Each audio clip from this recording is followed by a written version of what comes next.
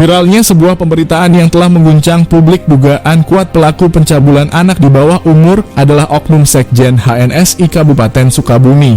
Maka beliau bersuara memberikan pesan khusus kepada pemerintah mengenai pelaksanaan Hari Nelayan di masa mendatang, menekankan pentingnya keterlibatan Pemda setempat utur tokoh nelayan Palabuhan Ratu tersebut. Harapan saya, Ujang Supriyatin selaku Ketua Umum Pimpinan Pusat Federasi Serikat Pekerja Maritim Indonesia, mantan Ketua DPC HNSI Kabupaten Sukabumi 2007-2011, tokoh nelayan, praktisi pendidikan, praktisi budaya.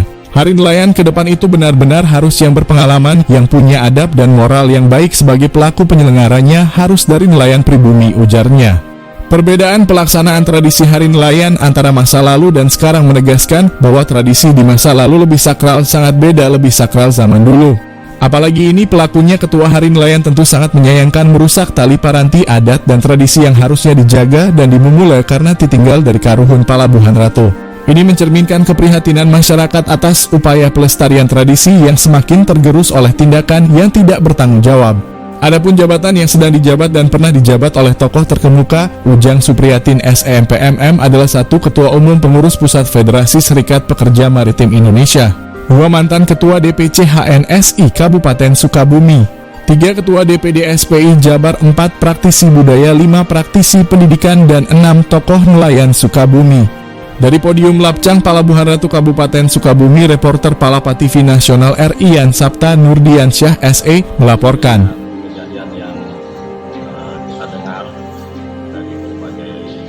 Informasi baik dari teman-teman media maupun dari masyarakat yang ada di Pelabuhan Ratu. Tentunya saya juga secara pribadi selaku mantan Ketua DPC HNSI Sukabumi, juga saat ini alhamdulillah saya dipercaya di di Federasi Serikat Pekerja Maritim Indonesia yang berkedudukan di kantor pusat Jakarta, selaku Ketua Serikat Pekerja Maritim seluruh Indonesia. Tentu saya selaku masyarakat Pelabuhan Ratu, khususnya tokoh nelayan Pelabuhan Ratu, boleh dikatakan juga saya selaku praktisi pendidikan, juga praktisi budaya, merasa miris ya mendengarnya dengan kejadian seperti ini. Nah, tentunya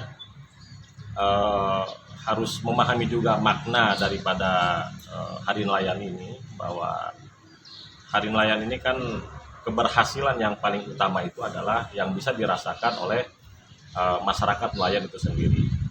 Karena ada beberapa tahapan yang menjadi keberhasilan Hari Nelayan. Yang pertama, kita tasyakur binikmat terhadap Allah Subhanahu wa Ta'ala. Di dalam momentum Hari Nelayan ini adanya istighosah, kan itu yang utamanya.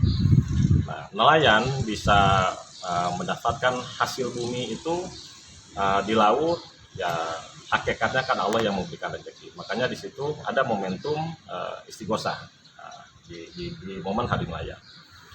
Yang paling sangat dinanti-nantikan oleh nelayan itu sendiri, momentum Hari Nelayan ini sangat ditunggu gitu kan, dan sangat dinanti-nantikan. Itu berkaitan dengan keberhasilan yang kedua adalah yang disebut dengan bakti sosial. Nah, bakti sosial ini yang betul-betul memang dirasakan oleh masyarakat nelayan. Salah satunya santunan kepada yatim nelayan, jompo nelayan, kan gitu. Terus ditambah lagi ada sunatan massal, ada lagi yang disebut dengan santunan-santunan kepada semua para jompo-jompo yang ada di wilayah masyarakat nelayan Pelabuhan Ratu. Terus ada sunatan massal, apa yang disebut dengan bakti sosial yang lainnya yang bisa dirasakan oleh masyarakat. Untuk Hari Nelayan kemarin memang ada event itu nggak, Bang? Saya tidak terlalu memperhatikan yang tahun kemarin. Cuman gaungnya kegiatan bakti sosial ini itu yang saya tahu itu terjadi di tahun-tahun yang terdahulu. Itu kan banyak generasi pemuda kita yang bisa berhasil saat itu dari zaman Pak almarhum Pak Maman O, zaman Pak Badri, zaman Pak Iman, zaman Pak Dayat gitu kan.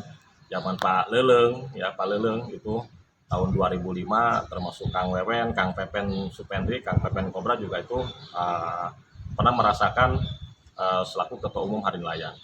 Nah itu momentum itu memang diselenggarakan gitu kan. Nah yang ketiga adalah yang disebut dengan sakralnya Hari Nelayan ini momentumnya di tanggal 6 April gitu kan, 6 April. Itu yang disebut dengan upacara adat. Ya, upacara adat dan juga adanya labu saji. Puncaknya ya. Nah, puncaknya. Punten bukan berarti kita menduakan terhadap Yang Maha Kuasa. Itu yang namanya labu saji itu kan hanya kita ini sebatas boleh dikatakan mungkin khusus orang Palabuhan Ratu yang disebut dengan kita selalu memegang kepada tali paranti gitu ya, yang dulu selalu diadakan oleh para nenek moyang kita, oleh leluhur kita, Warga Palabuhan Ratu. ya warga Palabuhan Ratu. Itu khususnya itu yang disebut dengan labu saji. Nah terus yang terakhir itu adalah yang keempatnya adalah tablik akbar, ya tablik akbar. Nah momentum Hari Nelayan bisa berhasil itu kalau memang itu berhasil kan gitu. Nah dengan adanya pemilihan Putri Nelayan, dengan adanya kegiatan-kegiatan pesta pasar rakyat atau hiburan-hiburan yang lainnya, itu hanya sebagai pelengkap saja, gitu pelengkap. Tetapi yang paling utamanya adalah yaitu tadi 4 faktor tadi, kalau memang itu berhasil berarti berhasil Hari Nelayan. Indikator ya. Ya indikatornya itu. Nah dulu kan sampai pernah yang saya rasakan mencapai zaman Kang Pepen Kobra sampai 2.500 santunan kan gitu kepada jompo, yatim piatu dan juga anak-anak nelayan. Nah, termasuk rekan-rekan yang lain juga, para tokoh-tokoh yang terdahulu juga menjadi Ketua Umum Hari Nelayan itu ya seperti itulah, selalu diadakan seperti itu. Artinya momen Hari Nelayan ini memang betul-betul dirasakan oleh nelayan. Iya, betul. Nah, ini juga harapan saya juga ke depan ya mudah-mudahan ini menjadi sebuah perhatian kita bersama.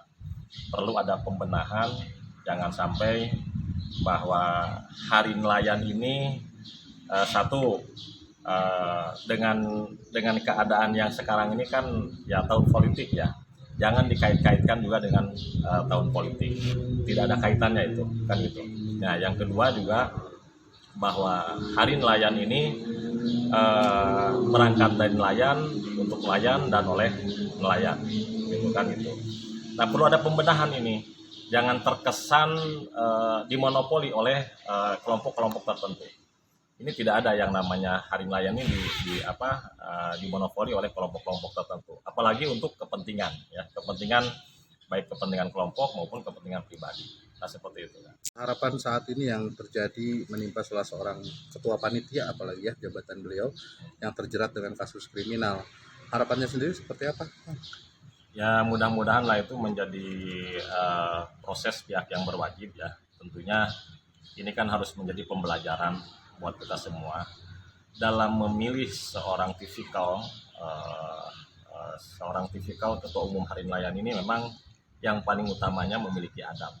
Ya, memiliki adab dan juga kegiatan-kegiatan di Hari Nelayan berikutnya yang betul-betul bisa dirasakan. Karena apa? Saya selaku pelaku dulu dalam kegiatan Hari Nelayan setiap tahun dari tahun 2000 sampai 2018, dari zaman